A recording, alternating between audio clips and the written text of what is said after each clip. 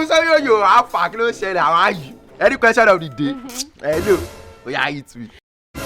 What is a leap year? Ah, a leap year. A leap year. Come on, leap year. Limpopo Connie.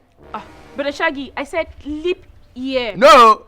Tell super glue them my ear. I did not hear what you are saying all day. Don't say they try conglomerate the answer I go give you. Okay, you think I go just talk all day. You think I go just talk. I mean, you think anybody where you see where you ask question they go just talk. Me I have to play sticky. That's the work. That's the function of it. That's why they call it medulla oblongata. Oh yeah, I know you have not yet. Okay, a medulla oblongata. Do you know it? What's a function of medulla oblongata?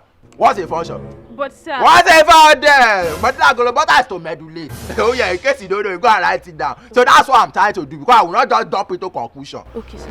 Oh yeah, what's your question? Okay, sir. The question is, what is a leap year? You see? You see? Okay, so what did Nana say? What's a leap year? You see that it?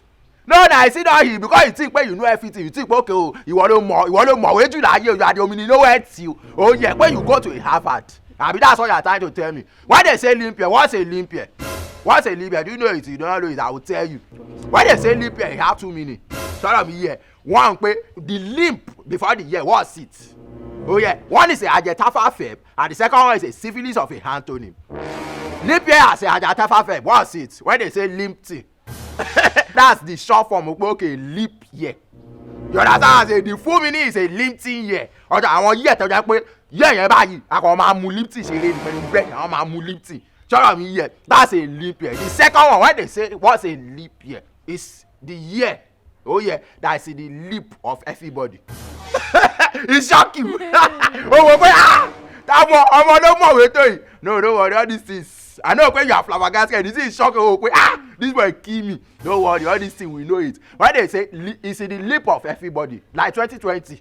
Oh yeah, 2020 is a leap year because it's the leap of everybody. Everybody's talking about it.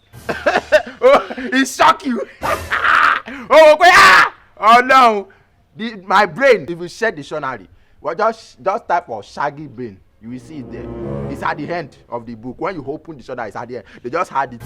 Oh yeah, because they both say what? They leap year in advance. The Limpopo constituencies. Hello.